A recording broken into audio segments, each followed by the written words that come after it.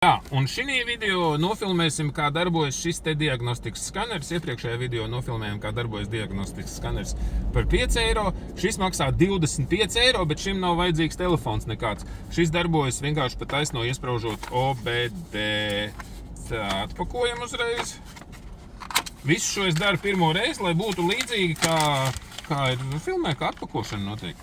Kā būtu cilvēkam, kurš ir iegādājies šīs te ierīces iepriekš, lai visu izdarītu ar to skaneru pa 5 eiro, man aizņēma 6 minūtes, pilns mašīnas kļūdu skanējums.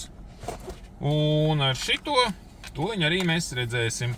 Tātad OBD līgzda man tur ir zem ceļiem attaisīta. Vienmēr OBD līgzda parasti atrodas zem ceļiem, vai te kaut kur pie autrumkloķa, vai šeit šī kastē, tas konkrēti uzprasiet ChatGPT, kur jūsu mašīnai viņi atrodas. Ko, spraužam iekšā uzreiz.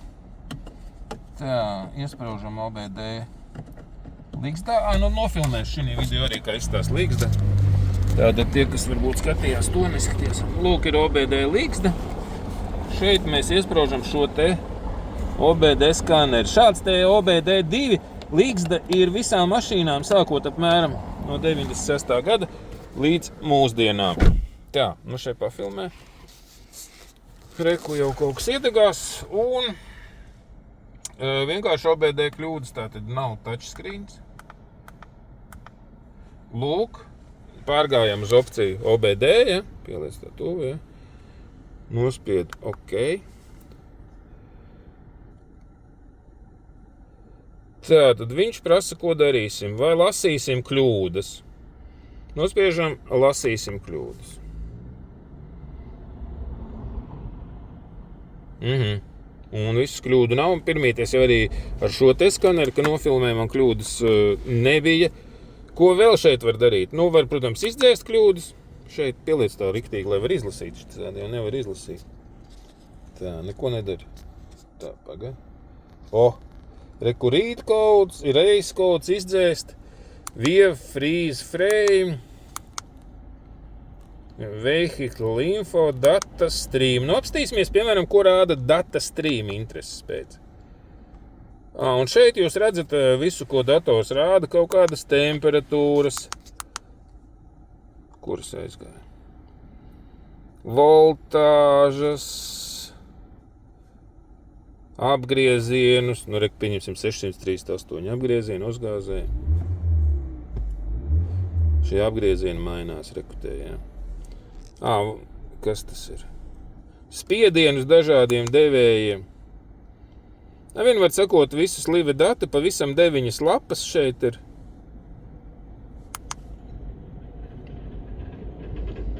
Visu, ko paziņo OBD. Tā kaut kā. Tā, exit. Kas te vēl ir? Exit. Vehicle info. Piemēram, ir šeit, vai vispār mēs esam pieslēgušies. Calibration ID, calibration, nospiežam OK. Win. Exit. Exit, OBD2 tests, arī sure. Yes. Nospiežam DTC diagnostic trouble code. Uzreiz nospiežam. Jā, nospiežot šo pogu, uzreiz tiek lasīts kļūdas, un viņš paziņo, ka kļūdu nav. Grafiks kaut kāds, apstīmies, kas tie pa grafiku. Un šeit var visādus, ko mēs varam apstīties, dažādus grafikus. Neko daudz jau nevar. RPM, spiežam RPM. Tātad motora apgriezienu grafiks. Vispār var redzēt tur vai nevar? Nevar? Uzspiežam, lai šeit fokusējās. Un rekur līkne apgriezieniem. Nezinu, kam tas var noderēt, bet, vienmēr sakot, tāda ir lieta. Vienmēr sakot, es teiktu, ja kļūdu nav, un kas šeit ir? DTC lookup. Šeit var skatīties pēc kļūdām. Ja te uzrādās kļūdu kodi, tad kas tas tāds ir? Kas tā ir pa kļūdu?